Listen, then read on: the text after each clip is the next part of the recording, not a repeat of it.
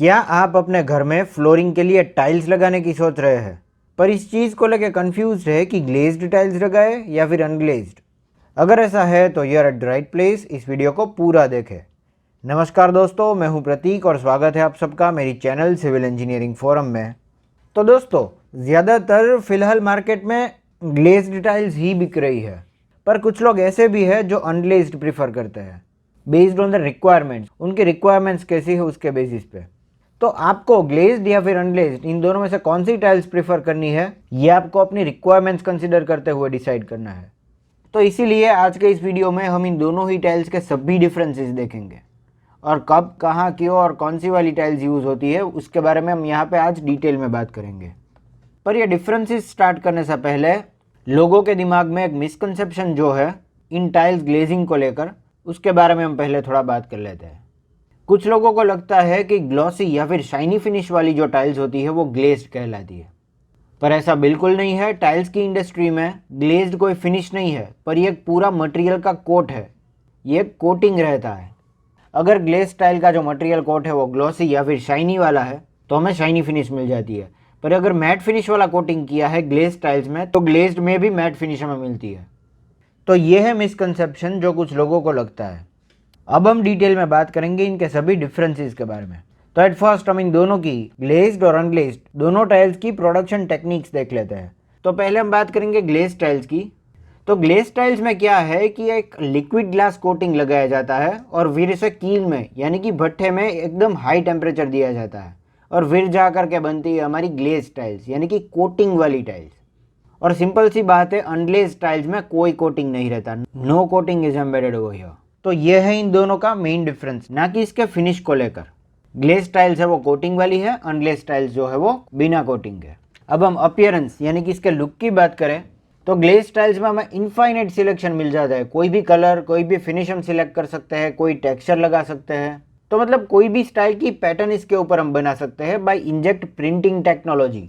मतलब इसके ऊपर जो कोटिंग किया जाता है उसमें हम कंप्यूटराइज्ड कोई भी पैटर्न डाल सकते हैं, कोई भी इमेज लगा सकते हैं। पर अनग्लेज्ड टाइल्स में क्या है कि पूरी टाइल्स एक ही मटेरियल से एक ही लेयर में बनती है, तो इसका जो लुक आता है उसमें ज़्यादातर मैट फिनिश मिलती है और एक नेचुरल अर्थी अपीयरेंस मिल जाता है। तो एक नेचुरल लुक के साथ हमें अनग्लेज्ड टाइल्स मिलती है और ग्लेज्ड टाइल्स जो है वो आर्टिफिशियली हम कोई भी टेक्सचर, पैटर्न या फिर इमेज कर सकते हैं इसमें। नेक्स्ट हम बात करेंगे स्ट्रेन रेजिस्टेंस की। मतलब इन दोनों में से कौन सी वाली टाइल्स में दाग धब्बे इतनी आसानी से नहीं लगते। तो ग्लेज्ड टाइल्स की बात करें तो this do not absorb liquid, ये लिक्विड एब्जॉर्ब नहीं करता। इसके ऊपर जो लेयर इसके ऊपर हमने जो कोटिंग किया है वो वाटरप्रूफ कोटिंग रहता है, ग्लास की तरह एकदम शाइनी। हालांकि मैट फिनिश वाला भी कोटिंग हो सकता है, पर ये वाटरप्रूफ रहता है।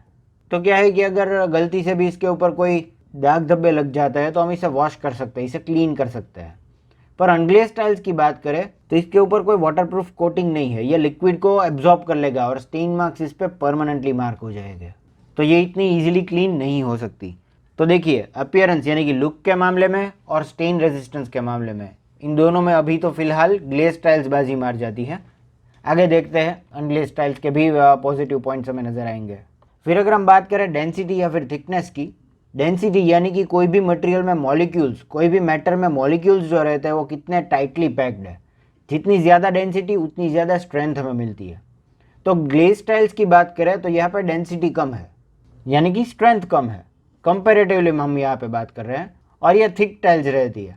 पर अनग्लेज टाइल्स की बात करें तो हाई डेंसिटी है, मतलब ज़्यादा स्ट्रेंथ भी है, और ये थिकर यानी कि कंपेरेटिवली ज़्यादा थिक है।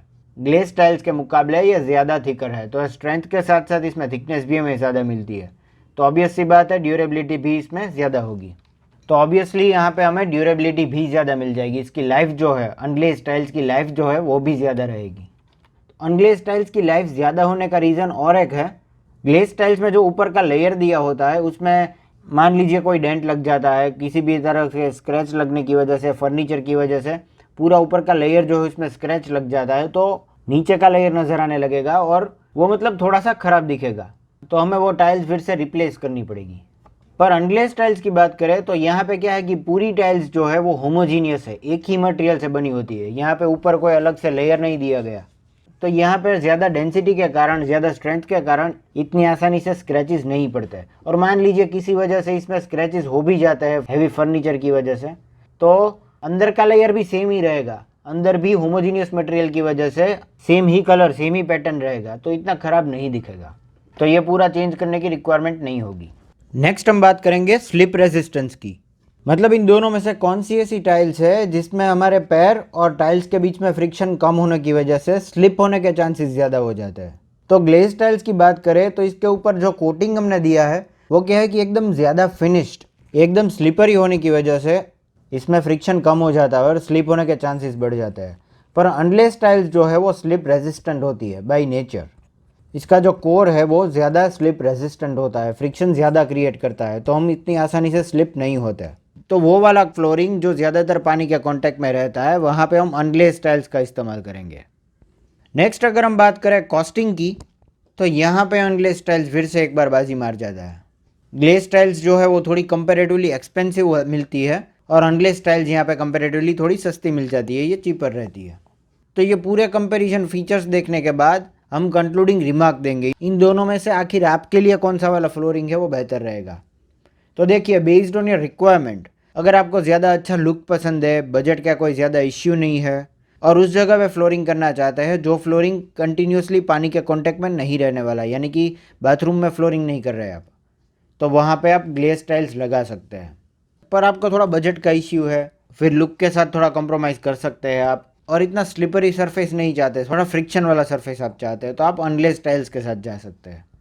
तो दोस्तों, ये था हमारा concluding remark based on which आप अपना डिसीजन ले सकते हैं। तो उम्मीद करता हूँ आपको मेरा ये वीडियो अच्छा लगा, और अगर ऐसा है तो इसे लाइक कर दीजिए और मेरी चैनल सिविल इंजीनियरिंग फोरम को सब्सक्राइब ज़रूर करें। This is all for today. Thank you for watching.